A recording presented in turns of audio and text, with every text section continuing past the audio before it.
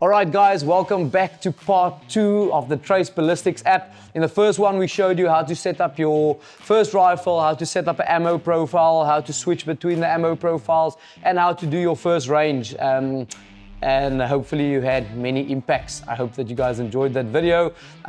It's short and sweet. We always try and keep the stuff as effective and as easy as possible. And today I'm going to show you how to take that same range and send it over to your PHOENIX Weapon Mounted Rangefinder. We're not going to do the setup on the gun now. I'm physically just showing you how to send the data across and how to use this rangefinder. Alright guys, so this is still one of basically the very first prototypes that I'm using. As I said in the earlier video, this stuff sold out. I don't even have one for myself at the moment. This is still the very last working prototype. There hasn't been much changes. We changed a couple of stuff on the turret settings. If you look at this unit, it's really built solid. It's not too heavy.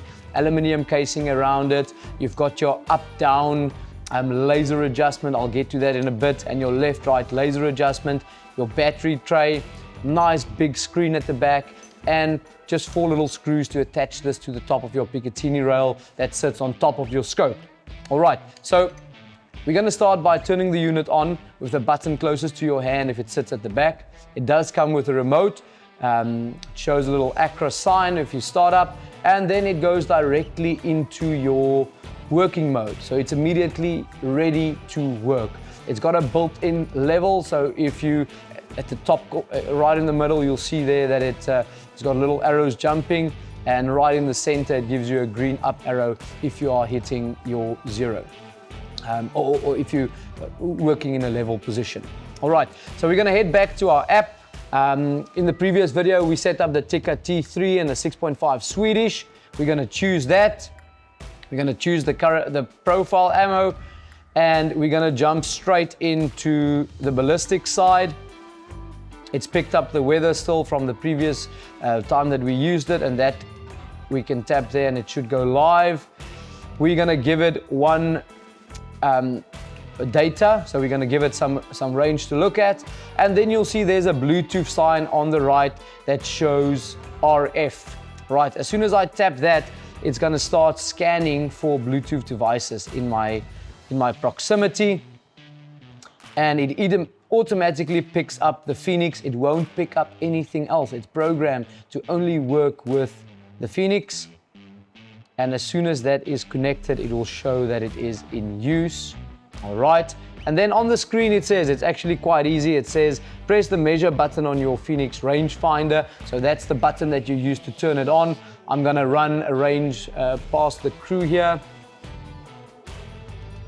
to see if I can hit the back wall, and immediately on the screen it says 14.4 meters, and that's exactly what I used, or what I got on the rangefinder. We're going to say use 14.4 meters. It'll give me a calculation, and then it'll give me a little button at the bottom that says send this ballistic data to the rangefinder. So the idea here is the rangefinder has 2 options. You can work in a live mode where you range and it keeps sending the data to the phone and it gives you data back, or you can set it in an offline mode. So if I send this ballistics to the rangefinder, it will send this whole ballistic calculator that it's done and for my ammo profile, for my weather condition, and send it to the rangefinder. So I'm going to say start transfer, because this does take about 2 to 3 minutes. We are working on it to get that file smaller, but still keeping it obviously as accurate, well, 100% accurate. Once you hit that, you'll see that your phone starts to transfer the file, and it gives you up-to-date percentage of how far it is, and your rangefinder then jumps into its settings mode, where you can see 4 profiles. My 223, the Ruger, is already loaded, and that's working perfectly. I'm now sending across the Tikka, which you see there, and at the bottom it will say data transfer, don't turn off. So yeah, that'll take a couple of minutes. All right guys, so after your 2 minutes is done, then it stored that profile on the rangefinder, and you're gonna hold in the top button, there is a manual inside the box as well that explains exactly how all the buttons on the rangefinder work, as well as your little remote that operates all of it. But you can basically hold the top, this middle button, and go into your settings, and you can choose a profile, the real-time ballistic profile, or you can choose your 223 that was already stored, or any one of the other 4 profiles that you've got. So the nice thing about this is when you get to the hunting lodge or you get to the farm where you're going to be hunting, do your setup, take your 2 minutes at at the end of the evening while you're having your beers and your fire, set it up, and choose your profile and leave your phone at home. Go hunting, enjoy it. You don't need to carry your iPhone or your ballistic calculator with you. That's the entire idea around this concept. All right, so yeah, and the data will be 100% accurate and revealed on the screen after every time you've ranged. So the most important thing, obviously, after doing this we can do without it being mounted to the rifle. You can do it around the campfire, do your setup, get your weather right, and run with it. Then the next morning or later that evening, please make sure your rifle is zeroed. Funny story, this happened to me a little while back. You'd think after the 10 or 12 years of hunting and testing and shooting that you'd know how important it is to zero your rifle scope, but I missed that detail on our last hunt, and it went horrible. Story for another day. But very important to know that your scope is zeroed at 100 meters and your turret is set to 100 or set to 0 before you start fiddling and working on the rest of the tools.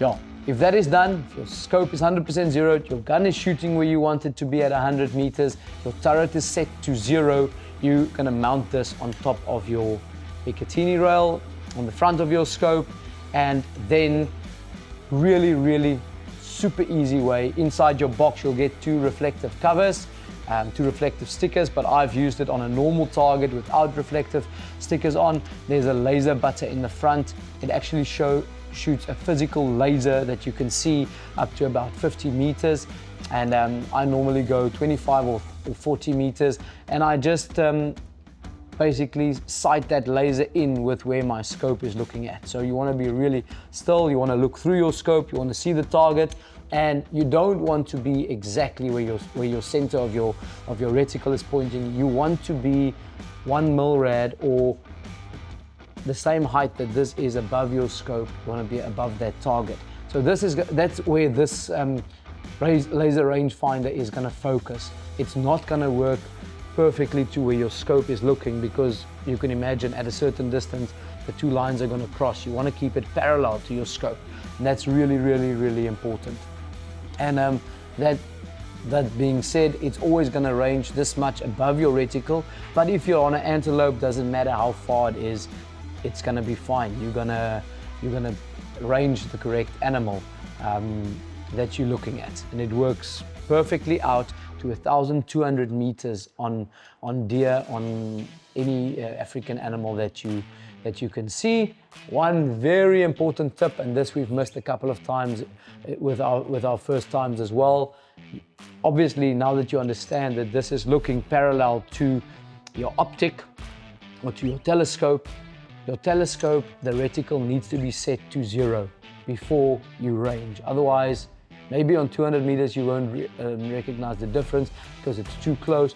But if you've dialed out to 600 meters, 5 MRAD, you've dialed up, you've taken your shot, the biltong's lying in the back of the van, and now you want to range again, but you haven't dialed back to 0, your optic is not parallel anymore to your rangefinder. So you have to come back to 0. It's a good habit to do in any case, and this is going to force you to always come back to 0, because you don't want to be dialed out 6 mils and then run around and that massive kudu bull is standing at 30 meters, and that's not going to be a good thing. You want to be dialed back to 0.